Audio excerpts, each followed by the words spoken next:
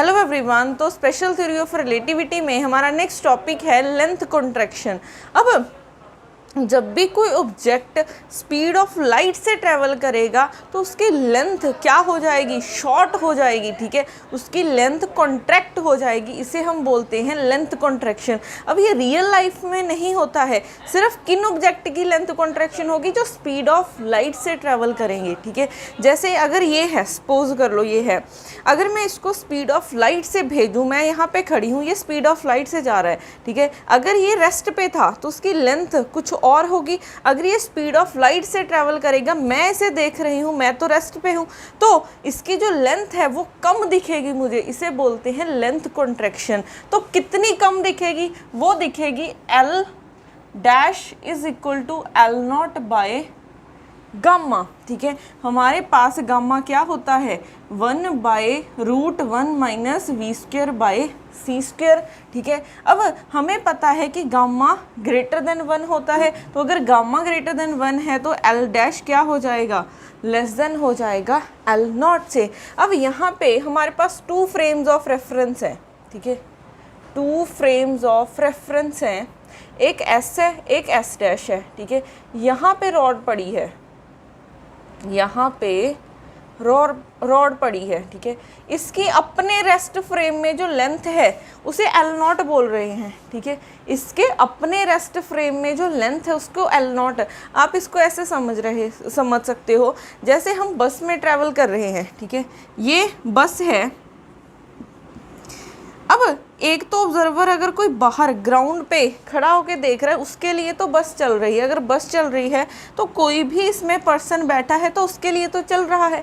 But जैसे यहाँ पे मैं खड़ी हूँ, यहाँ पे कोई और खड़ा है, ठीक है, मेरे लिए ये क्या हो जाएगा, रेस्ट पे हो जाएगा। ठीक है, क्योंकि ये हम सब चल रहे हैं बस में, बट मेरे अगर मैं इसको देखूँगी तो मेरे लिए तो वो रेस्ट पे होगा। ठीक है, बट अगर ये ऑब्जर्वर देख रहा है, इसके लिए ये दोनों रेस्ट पे नहीं है, इसके लिए ये मोशन में होगा। क्यों, बस मोशन में है, तो इसके अपने रेस्ट फ्रेम में इसकी लेंथ कितनी है, L0। और L0 को हम क्या बोलेंगे, प्रॉपर लेंथ। प्रॉपर लेंथ जो एक्चुअल में उसकी लेंथ है। ठीक है, और L डैश क्या है, ये मूव कर रही है v वेलोसिटी से। ठीक है, ये मूव कर रही है v वेलोसिटी के साथ। कोई ऑब्जर्वर यहाँ पे इस फ्रेम में खड़ा है, ये इसे देख रहा है। ठीक है, कि ये उस v वेलोसिटी से उस तरफ जा रही है, तो ये ऑब्जर्वर देख रहा है, तो इससे कितनी लेंथ दिखेगी, इस रॉड की। ठीक है, इस रॉड की कितनी लेंथ दिखेगी, L डैश दिखेगी। L डैश किसके इक्वल हो जाएगा, L0 बाय गामा। ठीक है, तो इसे हम बोलते हैं लेंथ कॉन्ट्रैक्शन। अब इस पे भी एक पैराडॉक्स बना हुआ है। ठीक है, उसे बोलते हैं पैराडॉक्स होता है, लेंथ पे ही बना हुआ है। वो पैराडॉक्स क्या है वो बहुत इंटरेस्टिंग। वो पैराडॉक्स क्या है, एक हमारे पास रूम है। ठीक है, एक रूम है और एक लैडर है। एक हमारे पास क्या है, लैडर है। ठीक है, अब ये जो लैडर है इसकी लेंथ इस रूम से ज़्यादा है। ठीक है, ये जो लैडर की लेंथ है वो इस रूम से ज़्यादा है। अब एक लड़की है, ठीक है, एक उसका फादर है। अब ये लड़की क्या बोली, वो लड़की ने स्पेशल थ्योरी ऑफ रिलेटिविटी पढ़ी हुई थी। वो बोलती अगर मैं स्पीड ऑफ लाइट से ट्रैवल करके आऊँगी, ठीक है, अगर मैं स्पीड ऑफ लाइट से ट्रैवल करके आऊँगी तो जैसे ही मैं इसमें पहुँचूँगी तो इसकी लेंथ कम हो जाएगी, क्योंकि हमने क्या बोला है, जो चीज़ स्पीड ऑफ लाइट से ट्रैवल करके आएगी उसकी लेंथ शॉर्ट हो जाएगी। ये रूम से, ठीक है, इस रूम की लेंथ से बड़ी है ये लैडर। उसने, लड़की ने क्या करना है, इस लैडर को इस रूम में फिट करना है। तो उसने स्पेशल थ्योरी ऑफ रिलेटिविटी पढ़ी हुई थी, तो वो बोलती कि अगर मैं स्पीड ऑफ लाइट से इसे पकड़ के भाग के आऊँगी तो इस रूम में फिट आ जाएगी। ठीक है, उसने ये सोचा। अब देखो, उसका फादर इस रूम के बाहर खड़ा था। ठीक है, उसका फादर इस रूम के बाहर खड़ा था। अब वो बोला कि हमारे पास जब ये लड़की भाग के आ रही है, ठीक है, अब फादर ने उससे भी ज़्यादा स्पेशल थ्योरी ऑफ रिलेटिविटी पढ़ी हुई थी। वो बोला कि अगर ये भाग के आ रही है तो इसके लिए भी तो रूम मूव कर रहा है, ठीक है। अगर ये लड़की भाग के आ रही है तो रूम भी इस तरफ मूव करेगा उस लड़की के लिए। तो अगर ये रूम मूव करेगा उस लड़की के लिए तो रूम की लेंथ और कम हो जाएगी, तो लैडर फिर फिट कैसे आएगी, ठीक है। वो लड़की क्या सोच रही है, वो लड़की सोच रही है कि अगर मैं स्पीड ऑफ लाइट से ट्रैवल करके आऊँगी, ठीक है, तो लैडर की लेंथ क्या हो जाएगी, कम हो जाएगी और इस रूम में फिट हो जाएगी। बट उसके फादर ने और ज़्यादा स्पेशल थ्योरी ऑफ रिलेटिविटी पढ़ी हुई थी। वो उसने क्या सोचा कि अगर ये लड़की इस तरफ भाग के आ रही है तो रूम भी तो उस तरफ मूव करता होगा उसके लिए, ठीक है। उसके लिए रूम भी तो मूव कर रहा है। अगर रूम भी मूव कर रहा है तो इस रूम की कोई भी मूविंग ऑब्जेक्ट की क्या होती है, लेंथ कॉन्ट्रैक्ट होती है, तो रूम की लेंथ और कम हो जाएगी, लैडर फिर से फिट नहीं आएगी, ठीक है। तो क्या लैडर फिट आएगी कि नहीं आएगी, ये था हमारे पास पैराडॉक्स, ठीक है। अब पैराडॉक्स होता है स्वविरोधी की उसने बना तो दिया, बट एक अगर वो लड़की को देख रहा है तो लैडर फिट आ जानी चाहिए, बट अगर वो फादर की नज़र से देख रहा है तो लैडर फिट नहीं आती है। तो ये क्या होता है, एक रिलेटिव मोशन होता है, ठीक है। ये सिर्फ एक रिलेटिव मोशन होता है, ये नज़रिया होता है ऑब्जर्वर देखने का कि कौन सा ऑब्जर्वर देख रहा है, ठीक है। जैसे यही है, ये मैं यहाँ पे खड़ी हूँ, ठीक है, आपके लिए मैं क्या हूँ, रेस्ट पे हूँ, ठीक है, आपके लिए मैं रेस्ट पे खड़ी हूँ। बट कोई मून में कोई बंदा स्पेसशिप में घूम रहा है, ठीक है, उसके लिए तो अर्थ रोटेट कर रही है, तो अगर उसके लिए अर्थ रोटेट कर रही है तो मैं भी तो मोशन में होंगी, ठीक है। तो देखो ये रिलेटिव मोशन होता है, देखने का नज़रिया होता है। अगर कोई अर्थ पे पर्सन खड़ा है तो उसके लिए मैं रेस्ट पे हूँ, अगर कोई स्पेस में कोई बंदा है तो उसके लिए मैं मोशन में हूँ, ठीक है। तो ये सभी क्या होते हैं, रिलेटिव मोशन होते हैं। अब तो इसका ध्यान रखना कि मूविंग ऑब्जेक्ट गेट्स कॉन्ट्रैक्टेड, ये लाइन याद रखना, मूविंग ऑब्जेक्ट्स गेट्स कॉन्ट्रैक्टेड, ठीक है, ये बहुत ही इम्पॉर्टेंट लाइन है। अब उसके बाद ऐसे ही हमारे पास होती है टाइम डायलेशन।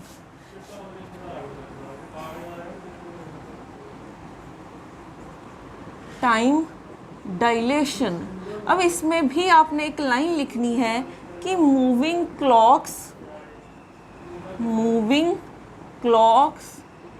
रन स्लो, ठीक है, मूविंग क्लॉक्स रन स्लो। तो कोई भी क्लॉक अगर स्पीड ऑफ लाइट से ट्रैवल करेगी, जैसे यहाँ पे सपोज कर लो यहाँ पे 3, ठीक है, यहाँ पे अगर हम बनाएं, क्लॉक भी बनाने की ज़रूरत नहीं है, यहाँ पे जैसे 3 बजे थे, ठीक है, मैंने 2 क्लॉक्स लिए, ठीक है, एक क्लॉक 1 और एक क्लॉक 2।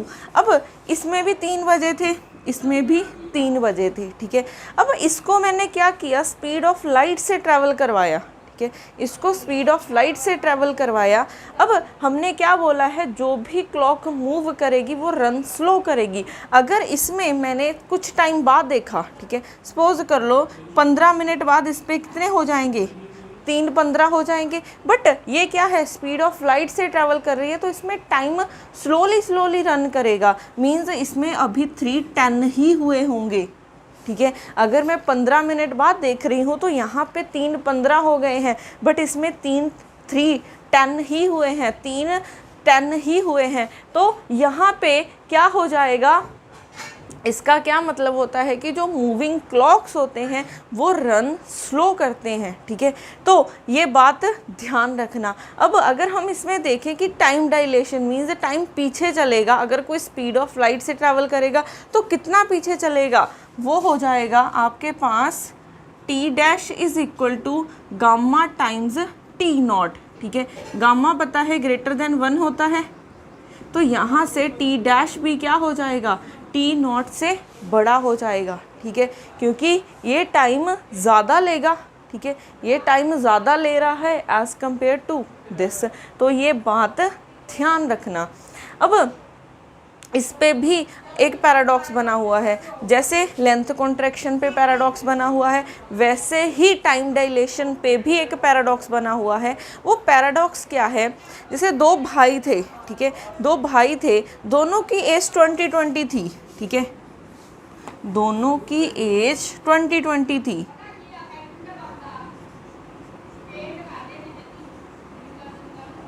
इसकी भी एज 20 थी, इसकी भी एज 20 थी। अगर दोनों की एज 20 थी, ये बंदा, ठीक है, ये भाई स्पेसशिप में चला गया, ठीक है, ये स्पेसशिप में चला गया। तो अगर स्पेसशिप में गया है मीन्स मून स्पेस में गया है, तो वो स्पीड ऑफ लाइट से ट्रैवल करके जा रहा है, ठीक है। ये स्पीड ऑफ लाइट या फिर स्पीड ऑफ लाइट के कंपेरेबल स्पीड से क्या कर रहा है? ट्रैवल कर रहा है। अब 20 साल बाद अगर हम देखें, ठीक है, आफ्टर 20 ईयर्स, आफ्टर 20 ईयर्स क्या होगा? ये तो यहीं पे था अर्थ पे, तो इसकी तो एज 40 हो गई होगी। बट ये क्या हो रहा है? स्पीड ऑफ लाइट से ट्रैवल कर रहा है, तो इसका जो टाइम है वो स्लोली रन करेगा। अगर स्लोली रन करेगा, ये 40 का नहीं होगा, 40 से कम, सपोज कर लो 35 का हो जाएगा, ठीक है। ये ऑब्जर्वर कौन देख रहा है? जो अर्थ पे खड़ा है, ठीक है।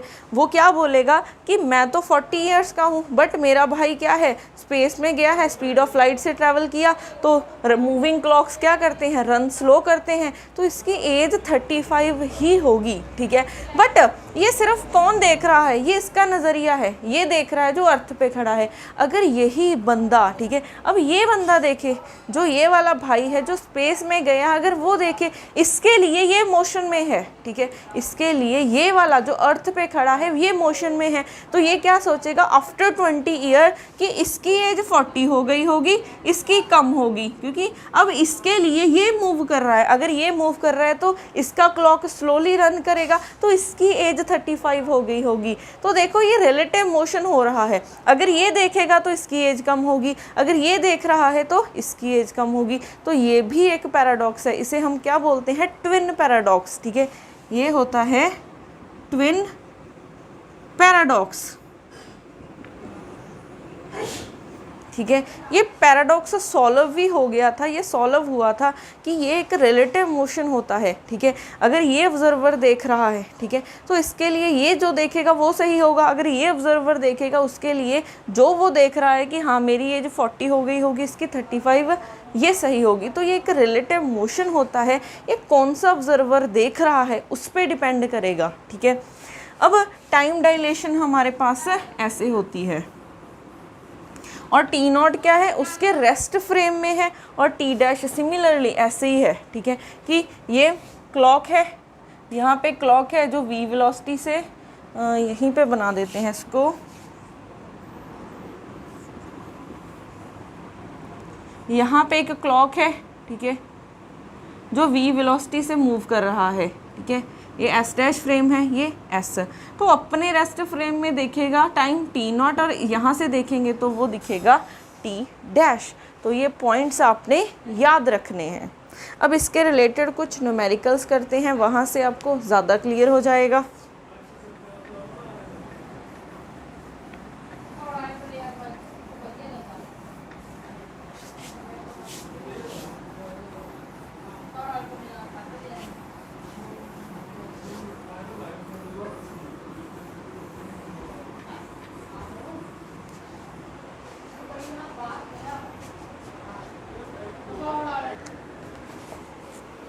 नेक्स्ट क्वेश्चन है example number 1,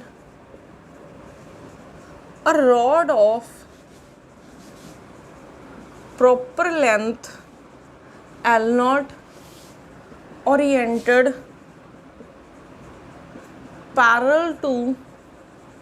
oriented parallel to the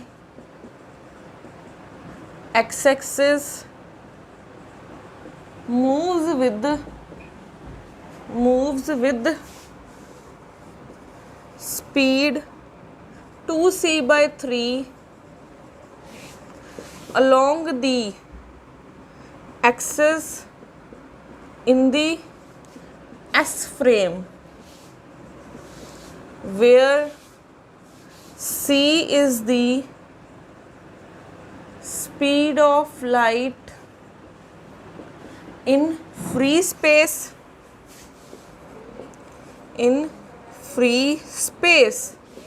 the observer is also moving along the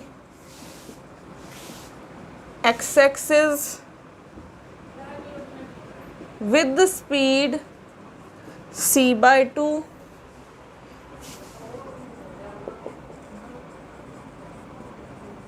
with respect to the S frame.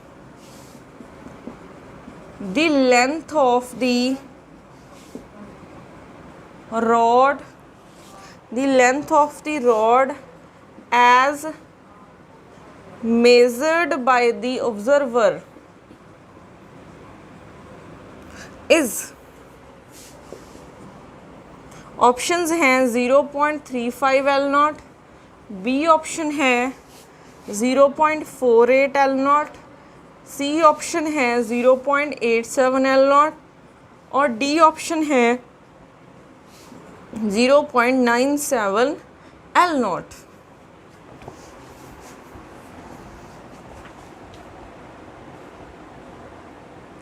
तो अगर हम यहाँ पे देखें, a rod of proper length L not oriented parallel to the x-axis moves with the speed 2c/3 along the axis in the S frame, ठीक है, where c is the speed of light in the free space। तो एक rod है जिसकी proper length L not है, ठीक है, तो ये है L नॉट इसकी प्रॉपर लेंथ और ये मूव कर रही है किस वेलोसिटी के साथ, 2c/3, ठीक है, इन दी एस फ्रेम, तो इसे हम एस फ्रेम मान लेते हैं। The observer is also moving along the X axis with the speed c/2 with respect to S frame, ठीक है, कोई ऑब्जर्वर है, ठीक है, जो एस फ्रेम में मूव कर रहा है। The observer is also moving along the x-axis with the speed c/2 with respect to the S frame। अब कोई ऑब्जर्वर है वो भी मूव कर रहा है, यहाँ पे कोई ऑब्जर्वर खड़ा है वो भी मूव कर रहा है किस वेलोसिटी के साथ, c/2 वेलोसिटी के साथ। तो ये वेलोसिटी कितनी है आपके पास, c/2 और किसके विद रिस्पेक्ट है, ये ऑब्जर्वर की वेलोसिटी है with respect to the S frame, ठीक है, ये वेलोसिटी ऑफ ऑब्जर्वर है with respect to S frame, ठीक है, और ये क्या थी आपके पास, velocity of rod with respect to S frame, ठीक है।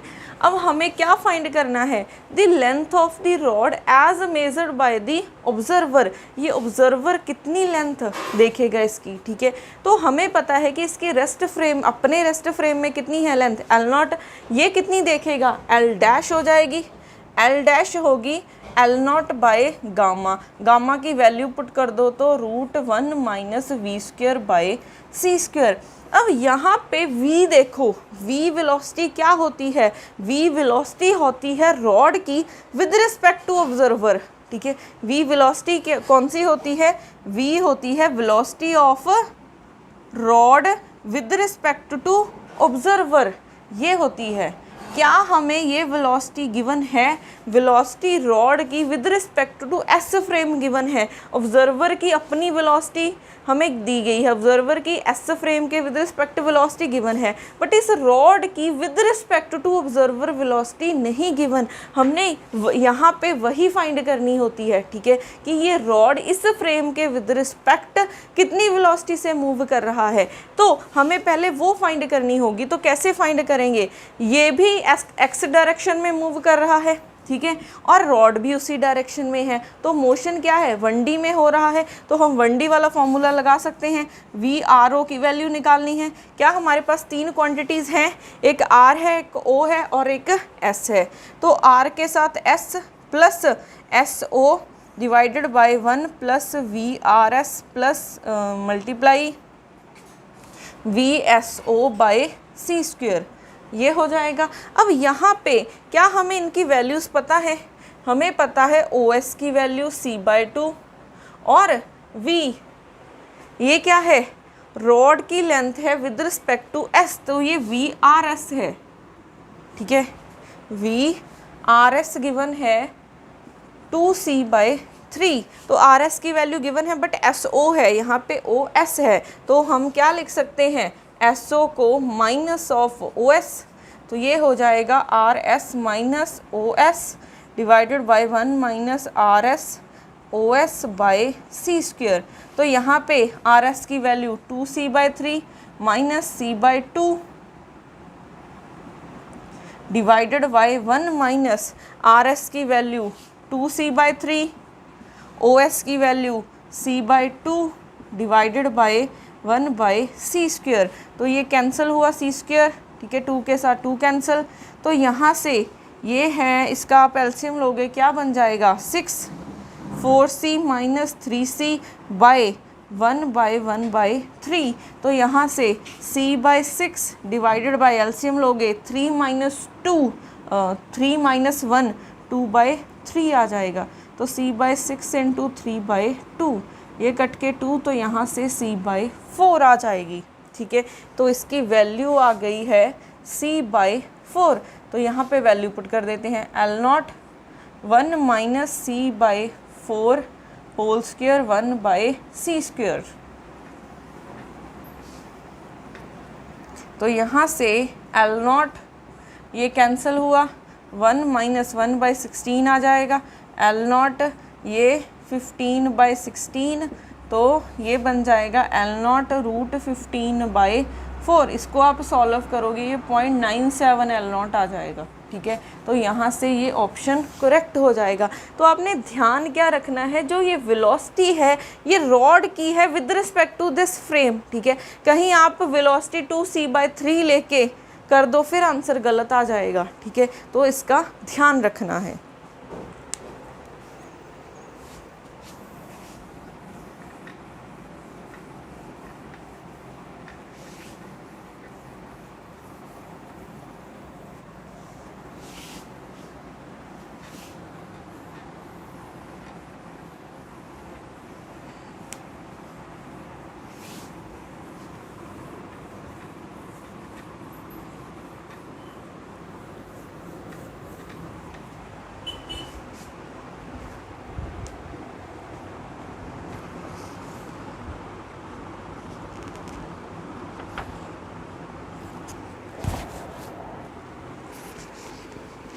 नेक्स्ट क्वेश्चन है question number 2।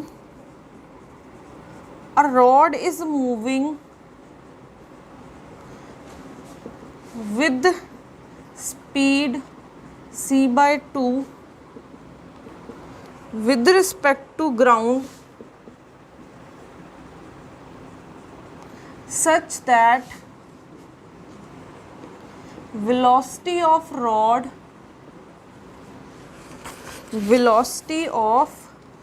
rod is parallel to its length. An observer is also running in the same direction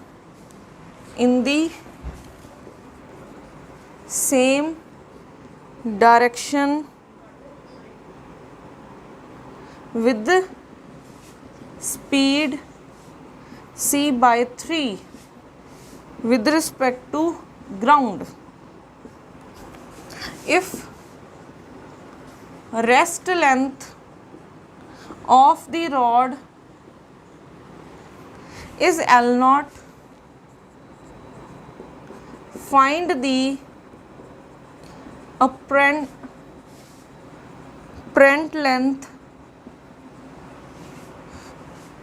of the rod as measured by the observer.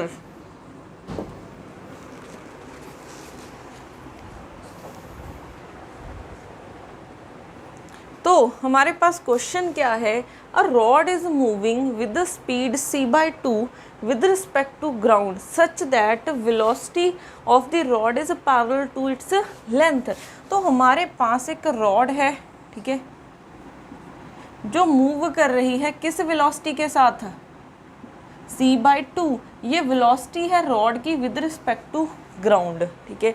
कोई observer है is also running in the same direction, suppose कर लो ये है और यहाँ पे एक observer है, वो भी क्या कर रहा है, सेम डायरेक्शन में किस वेलोसिटी से जा रहा है, c/3 वेलोसिटी से जा रहा है विद रिस्पेक्ट टू ग्राउंड। तो ये ऑब्जर्वर की है विद रिस्पेक्ट टू ग्राउंड, ठीक है।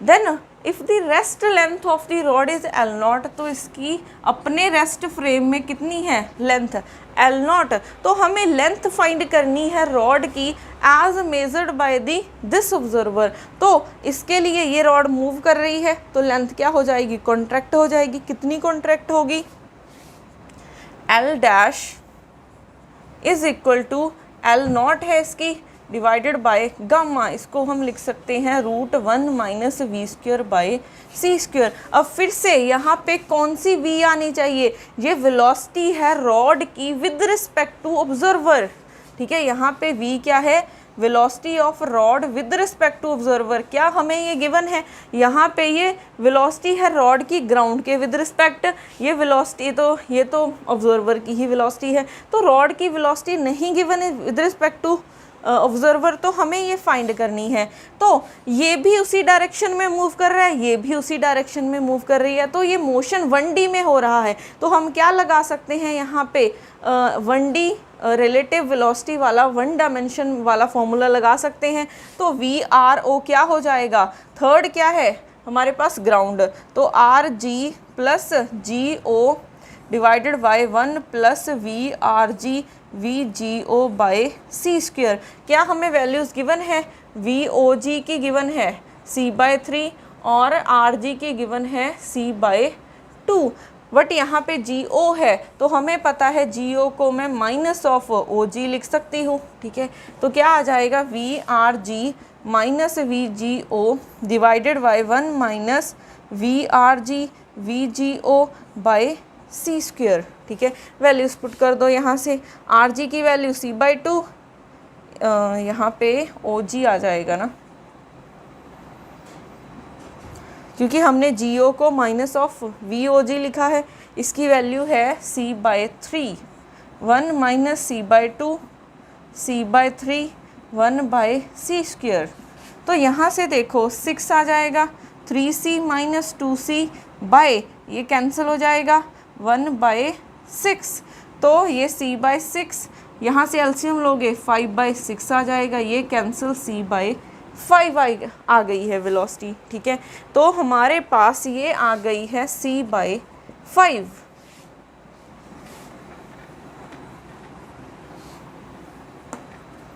तो यहाँ से L0 √1 माइनस वेलोसिटी c/5 का होल स्क्वायर, तो यहाँ से L0 डिवाइडेड बाय 1/c² है, ये कैंसिल हो जाएगा।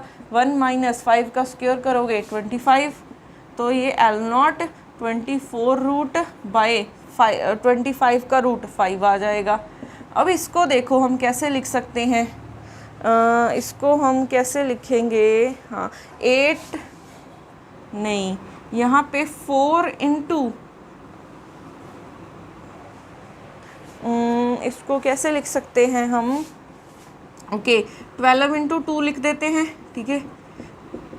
फिर यहाँ पे इसको लिख देते हैं 4 इंटू 3 इंटू 2/5, इस 4 को बाहर निकालो तो 2 L0 आ जाएगा, ठीक है, और ये आ जाएगा √6। तो आपके पास इतनी दिखेगी लेंथ से, L डैश माना है ना हमने, तो ऑब्जर्वर को उसकी लेंथ इतनी दिखेगी, ठीक है। अगर तो उसका कोई रेस्ट फ्रेम में कोई ऑब्जर्वर देख रहा है तो L0 है, बट अगर रॉड कोई ऑब्जर्वर है उसके लिए रॉड मूव कर रही है तो उसके लिए लेंथ इतनी हो जाएगी, तो लेंथ कॉन्ट्रैक्ट हो रही है। तो बस इस बात का ध्यान रखना है कि यहाँ पे वेलोसिटी कौन सी आनी है, रॉड की विद रिस्पेक्ट टू ऑब्जर्वर, ठीक है, रॉड की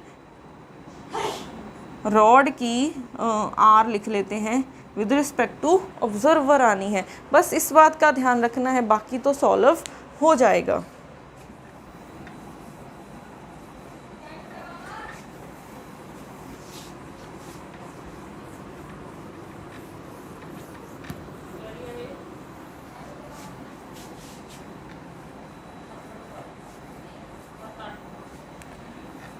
उसके बाद देखो, अगर हमारे पास रॉड है कोई, ठीक है, ये रॉड है जिसकी लेंथ L0 है, ये कुछ एंगल बना रही है थीटा, ठीक है, कोई रॉड है वो एंगल बना रही है थीटा, ठीक है। अब हमें पता है कि जिस डायरेक्शन में मोशन हो रहा है, ठीक है, हमें पता है कि जैसे सपोज कर लो इस डायरेक्शन में क्या हो रहा है, मोशन हो रहा है, जो लेंथ है इसी डायरेक्शन में है, ठीक है, इस रॉड की लेंथ इसी डायरेक्शन में है, तब वो कॉन्ट्रैक्ट होगी। तो जो मोशन के अलोंग हैं वही क्वांटिटीज़ कॉन्ट्रैक्ट हो रही हैं, उनमें ही चेंज आ रहा है। जो मोशन के परपेंडिकुलर जो भी क्वांटिटीज़ हैं उनमें कोई चेंज नहीं आ रहा है। तो मैं अगर कोई रॉड एंगल बना रही है थीटा और मोशन हो रहा है एक्स एक्सिस की तरफ, ठीक है, इस तरफ मोशन हो रहा है, ठीक है, ये रॉड क्या है, ऐसे ऐसे मूव कर रही है, मीन्स मोशन एक्स डायरेक्शन की तरफ हो रहा है। तो मैं इसके दो कंपोनेंट्स निकाल सकती हूँ। एक आ जाएगा एल एक्स किसके इक्वल होगा, L0 कॉस ऑफ थीटा, एक हो जाएगा Y component Ly L0 sine of theta. आप इसको एल एक्स ना लिख के यहाँ पे लिख लो, इसके पैरेलल है, ये इसके परपेंडिकुलर है, ठीक है, मोशन एक्स डायरेक्शन की तरफ हो रहा है तो पैरेलल लिख लिया और इसको परपेंडिकुलर। तो जो भी पैरेलल कंपोनेंट्स होते हैं उसमें चेंज आता है, वो क्वांटिटीज़ चेंज होती हैं, जो परपेंडिकुलर क्वांटिटीज़ होती हैं उनमें कोई भी चेंज नहीं आता है, ठीक है। तो यहाँ पे हमारे पास ये एल पैरेलल है, ठीक है, ये हो जाएगी आपके पास एल पैरेलल बाय गामा, तो इसकी value L0 cos theta by 1 minus V square by C square. और यहाँ पे अगर आप इसको देखोगे इसमें कोई चेंज नहीं आएगा, ये एज इट इज़ रहेगी, ठीक है। तो हमारे पास कोई ऑब्जर्वर यहाँ पे खड़ा था, ठीक है, कोई ऑब्जर्वर यहाँ पे खड़ा था, ये जो L0, ठीक है, रॉड है जिसकी लेंथ L0 है, ये एक्स एक्सिस के साथ थीटा एंगल बना रही थी, ये रॉड ऐसे ऐसे जा रही थी, फिर यहाँ पे मीन्स एक्स एक्सिस के अलॉन्ग मूव कर रही थी, ठीक है। तो इसको कितनी लेंथ दिखेगी इस रॉड की, ठीक है, तो क्योंकि इस ऑब्जर्वर के लिए तो ये रॉड मूव कर रही है, ठीक है, तो मूव कर रही है तो इसका जो पैरेलल कंपोनेंट है वो ऐसे, ठीक है, ऐसे चेंज हो जाएगा और परपेंडिकुलर कंपोनेंट में कोई चेंज नहीं आएगा। जो टोटल लेंथ हो जाएगी L डैश वो क्या हो जाएगी, L परपेंडिकुलर L पैरेलल का स्क्वायर प्लस L परपेंडिकुलर का स्क्वायर, ठीक है। तो यहाँ पे वैल्यूज पुट कर दो, डैश है ये, तो इसकी वैल्यू L0 कॉस थीटा, इसका 1 minus V square by C square हो जाएगा, प्लस ये हो जाएगा L0 साइन स्क्वायर थीटा। तो इतनी लेंथ उसे दिखेगी, ठीक है, इतनी लेंथ उसे दिखेगी। तो ये ध्यान रखना है कि अगर एंगल पे आ जाए तो आपको कंपोनेंट ब्रेक करके देखना है, जो मोशन के पैरेलल है सिर्फ उसमें चेंज आएगा, इसमें चेंज नहीं आएगा। अब यहाँ पे ऐसे ही हम एंगल भी निकाल सकते हैं, ठीक है। वैसे तो अगर हम एंगल देखें, एंगल थीटा किसके इक्वल होता है, ये वाला डिवाइडेड बाई दिस, ये क्या है हमारे पास, ये है L perpendicular divided by L parallel, ठीक है। अब ये एंगल दिख रहा है इसको अपने रेस्ट फ्रेम में, अगर कोई ऑब्जर्वर है इसके लिए रॉड उस तरफ जा रही है v वेलोसिटी से, तो मूविंग है, तो इसको कितनी दिखेगा एंगल थीटा, तो वो हम लिख सकते हैं। तो उसके लिए हो जाएगा tan थीटा डैश लिख लो, ये हो जाएगा। अब इसके लिए L परपेंडिकुलर में कोई चेंज नहीं आएगा, ठीक है, यहाँ पे L पैरेलल, तो इसमें कोई चेंज नहीं आया, ये हो जाएगा L पैरेलल बाय गामा। तो tan थीटा डैश क्या हो जाएगा, gamma times L perpendicular by L parallel, इसको मैं tan थीटा लिख सकती हूँ। तो देखो इतना चेंज आ जाएगा, गामा टाइम्स इंक्रीज हो जाएगा एंगल, तो एंगल में भी चेंज आ जाता है, इसका भी आपने ध्यान रखना है, ठीक है।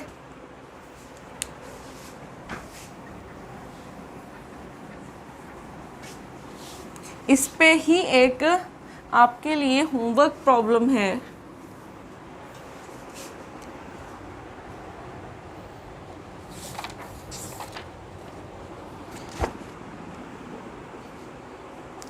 तो क्वेश्चन क्या है, third, a rod of rest length L0 moves with the speed c/2 with respect to an observer such that velocity of rod makes 45 angle with its length. Find length of the rod measured by observer। ठीक है, तो आपने इसको solve करके मुझे इसका solution send करना है। ये आपके लिए एक होमवर्क प्रॉब्लम है।